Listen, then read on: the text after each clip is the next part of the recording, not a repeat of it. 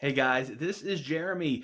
You might know me from the Ranger Project, where I, a fat guy, am trying to lose weight so that I can eventually get in Ranger shape. This video is not about anything except the Power Rangers. So stay tuned. I'm going to cover what I consider the first arc of Power Rangers. We're looking at the first 16 episodes of season 1. Stay tuned.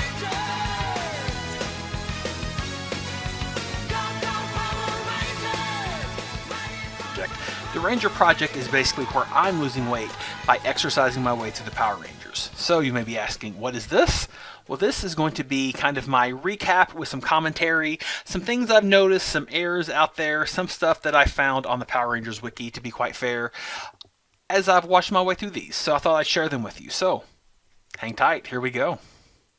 So as I am working out my way through these episodes, I thought it might be fun to share my comments, things that I found as I've watched these, just to kind of share my experience with Power Rangers. If you're watching this, you're probably a Power Ranger fan, or at the very least, you are following my channel. If you're not, please comment, like, subscribe, all those things that we on YouTube like for you to do.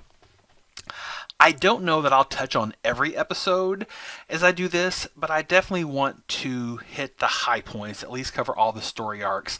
And these first 16 episodes made a nice little arc in early Power Rangers. So I'm going to talk about the first 16 episodes. You're only going to hear my voice, but I just want to kind of jump into it and share my love of Power Rangers, the nostalgia I feel, some brutal honesty. Some of these early episodes sucked, but we're going to cover it all here. So, first things first, this pilot, Day of the Dumpster, this actually isn't the original pilot. The original pilot is floating around out there. You might even be able to find it on YouTube at this point. I had a different Trini. You can actually see the original Trini, played by the actress Audrey Dubois, very quickly and very barely in this overhead shot. If I'm going to be perfectly honest, the only reason I ever noticed this was because of the color of Jason's shirt. It changed to a white shirt, and then you can also see that Trini goes from long hair to short hair. There was apparently another pilot filmed as well that I have not seen, although it had these main 5 actors, and some of the footage from that can be found in other episodes when it was repurposed. Speaking of Day of the Dumpster and some of our characters, I should mention that Bulk and Skull have had a very interesting evolution. Skull wasn't even in the original pilot. Bulk was, but he was unnamed, and he looked different. Same actor, but with like wildly different hair. But Bulk and Skull went from straight up bullies to just annoying sidekicks, and then to just straight up heroes by the end, or at least at times they were heroes. By the 3rd season, maybe even the 2nd season, they become the friends of our characters. I think this was a good change. I don't believe Bulk and Skull would have lasted as long as they did if that change had not been made.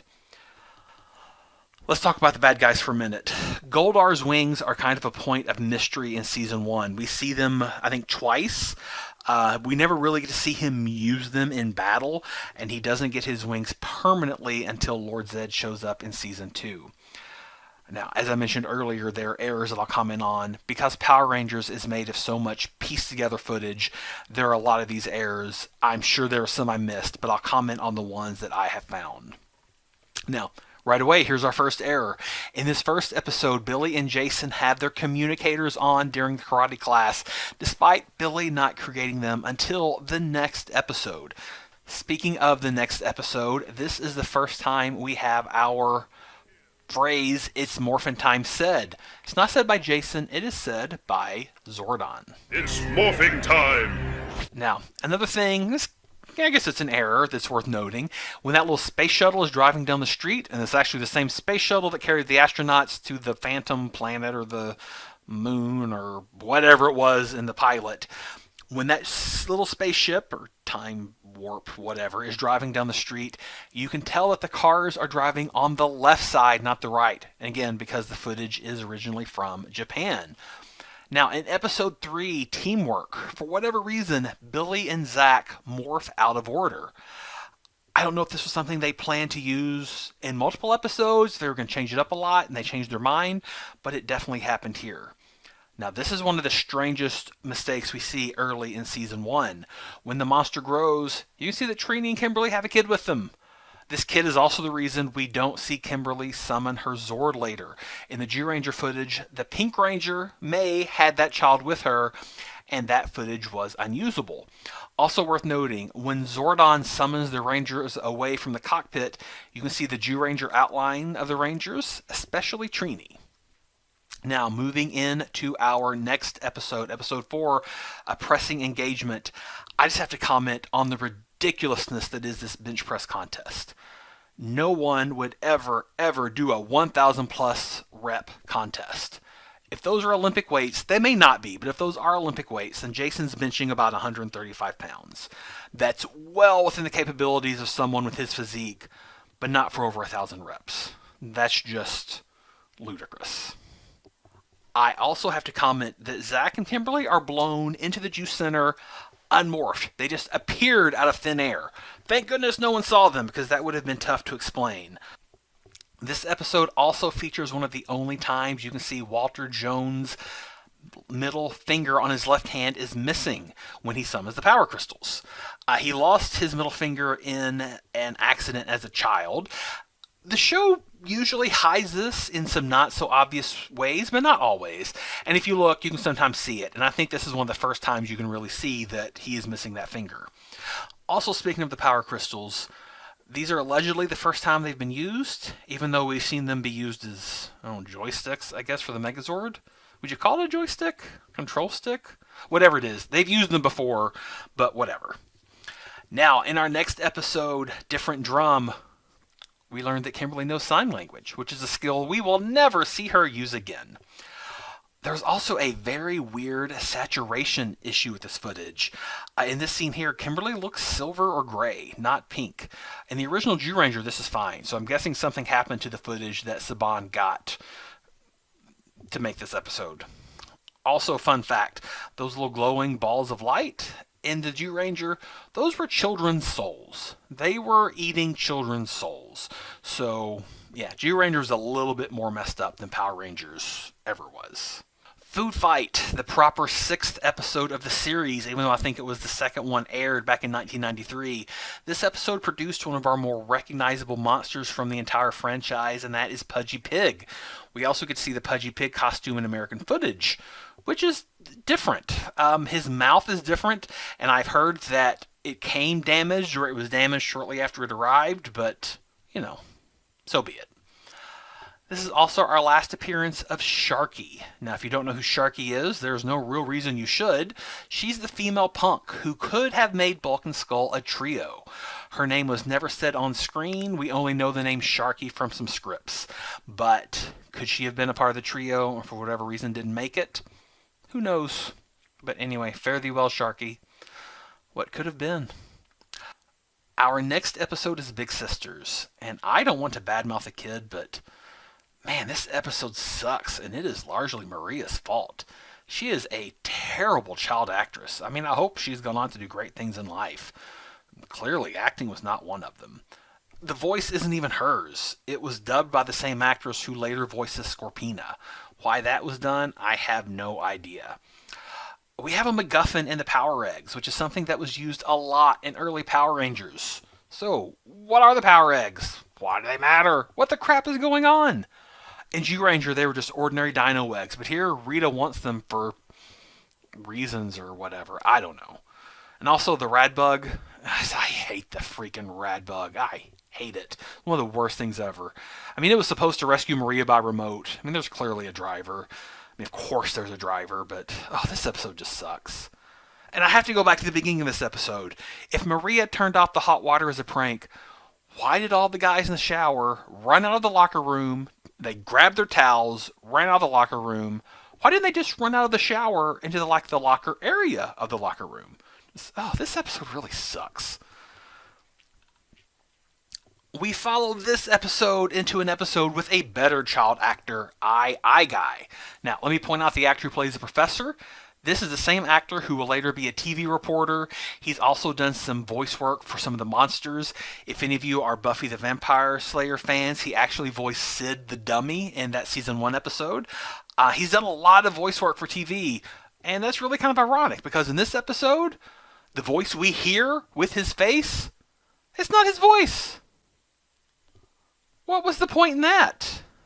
I don't know. I honestly, no clue.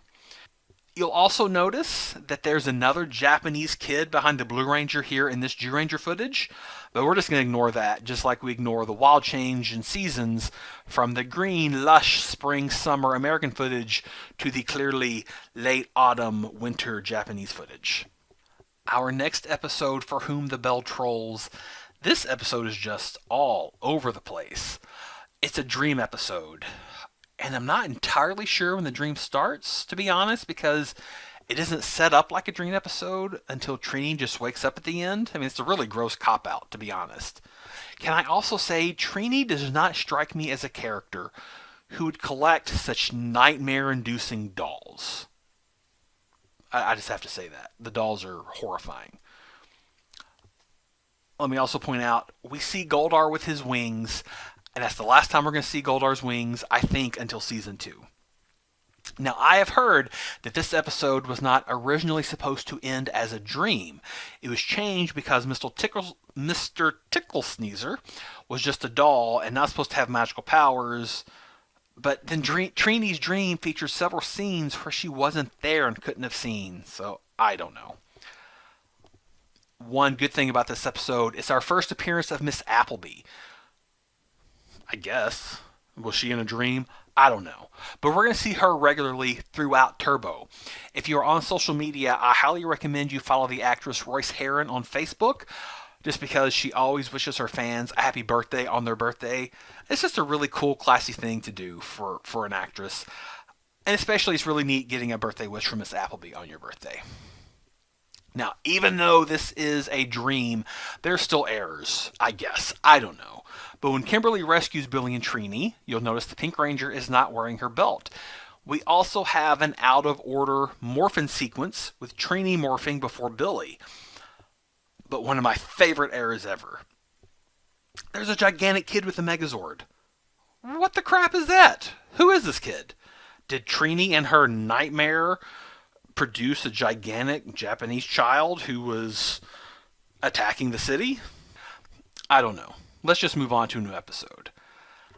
Finally, happy birthday, Zach. This is a good episode.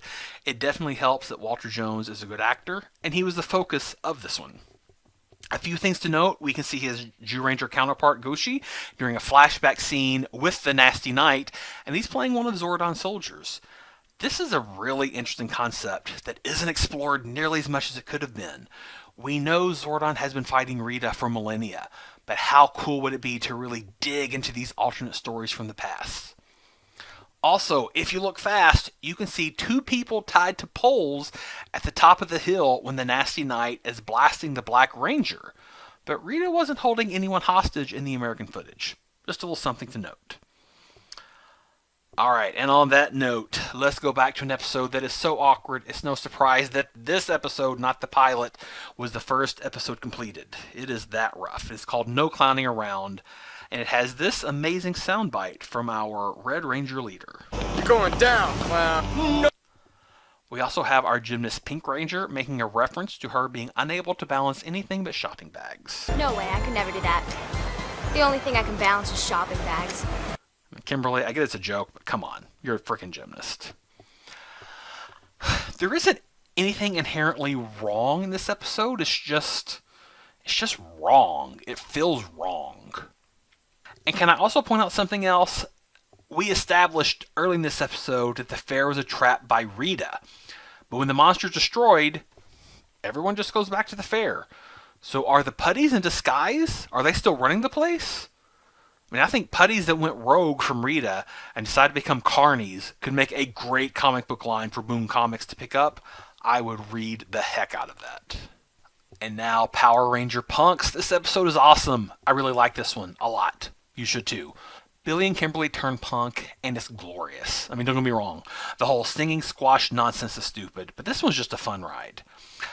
Firstly, can I comment on how poorly filled their glasses are when they drink from them when they're dying of thirst? I mean, it's obvious why. You don't want your actors chugging full glasses of water for potentially multiple takes, but, I mean, that was like a sip. I also have to say this. Billy and Jason being eaten by the Terratoad, I bet that gave a few little kids nightmares in 1993. I love it.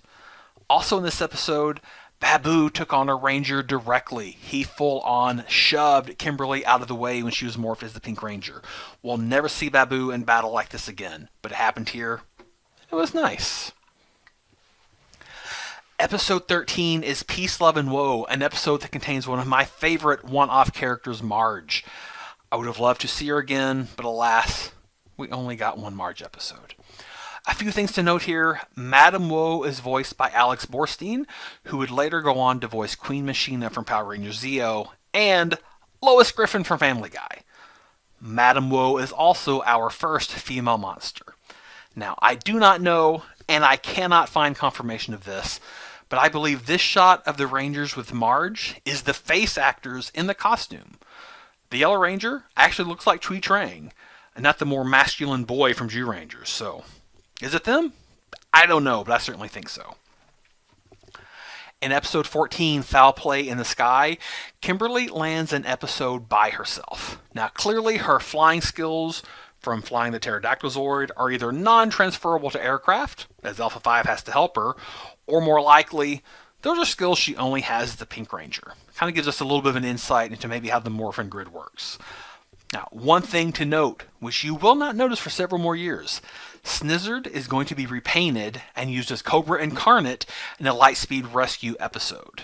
And speaking of Snizzard, he is voiced by Bryan Cranston, who would go on to play Zordon in the 2017 movie.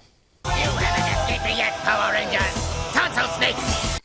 We also have our first appearance of Angela, Zach's love interest, for most of his run on the show. Episode 15 is Dark Warrior, an episode featuring Trini's Uncle Howard, a world-famous martial artist and scientist who has just developed an invisibility formula. Yeah, really, that happened. Nothing super noteworthy happened here, except for this. We see Billy truly fighting putties for the first time on his own, unmorphed, and he earned his yellow belt. Given that up to this point in the series, Billy has only been a fighter as the Blue Ranger, and he's always been quite, let's just say, useless, unmorphed, I'm happy to see that he is finally getting some confidence and growing his skills. And the last episode I'm talking about for this episode is one of the best of Season 1, Switching Places. Okay, first of all, in this scene, David Yost and Amy Jo Johnson caught on fire. Amy Jo Johnson has even cited a fear of special effects to this day because of it. Now, in this amazing, awesome episode, Billy and Kimberly switch bodies, and they're stuck like that for some time, at least a day. They change clothes. They clearly would have had to go to the bathroom. The ramifications of this are pretty deep if you really get into it. This episode doesn't, but, I mean, come on. Billy has definitely seen Kimberly's boobs. That's all I'm saying. Now, they even switched, with Billy and Kimberly now being the Pink Ranger, and Kimberly and Billy being the Blue Ranger, producing this, one of my favorite lines of the series, with Kimberly being super confident and Bill and Billy stumbling. I love it. Billy, Trini, ready to rock! Billy, online! There is so much to decipher here. Kimberly wears purple, not pink. Billy's bad eyesight was transferred with the switch? That I'm not sure I understand. I mean, I guess it was so kids could tell. I don't know. Regardless, Kimberly had to wear glasses because Billy wears glasses. Now, this episode I think is just fun. I really believe that Amy Jo Johnson and David Yost studied each other's mannerisms because they did such a great job of playing each other. So even if you are watching this episode just because you found me because of my cancer videos or my weight loss efforts through the Ranger Project, if you have Netflix, check this one out. It's Switching Places, Season 1 of Mighty Morphin Power Rangers. It's cheesy, but it's fun. And that's where I'm ending. The next episode, episode 17 of Season 1, introduces the Green Ranger. So we're about to start a brand new arc. Thanks so much for watching. And you know what comes next. Until next time, may the power protect you.